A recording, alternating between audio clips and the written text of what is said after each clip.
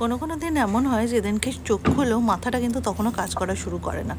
এবার দিনটা ছিল মঙ্গলবার, আর সেদিন হয়েছে গেছিলো অনেক দেরি। মিয়াকে মোটামুটি 6:30টার মধ্যে রেডি হয়ে যায়, আর তখনই সেই সময় ওর একটু পরেই বাস আসে। তো হুটোপুটিতে আমি কী লাঞ্চ বক্স ওর রেডি করেছিলাম সেটাই আজকে আপনাদের সাথে শেয়ার করছি।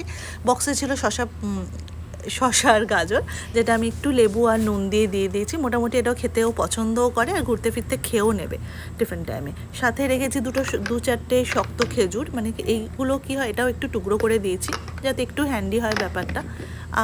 আর ছিল দুটো কেক, সিম্পল ভ্যানিলা কেক।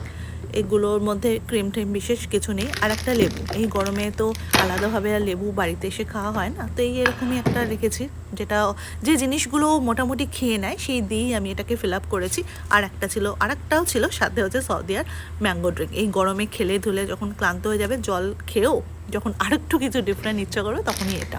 হুড়োহুড়িতে আমি এই লাঞ্চ বক্সটাই ওর দিয়েছিলাম সেদিনকে প্যাক করে।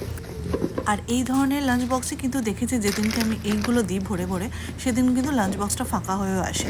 তো এই রকম অদ্ভুত খাবারই ও পছন্দ করে। আমি হলে তো কখনোই এটা শেষ করে আসতে পারতাম না। আর দুপুরে ছিল দুপুরে এসে খেয়েছেন উনি ভাইয়ের সাথে আলু পনিরের তরকারি আর রুটি। এরপরে হচ্ছে আমাদের আইসক্রিম টাইম ছিল। তো আপনার হুড়োপুটিতে কী ধরনের লাঞ্চ নিয়ে যান আমাকে জানাবেন।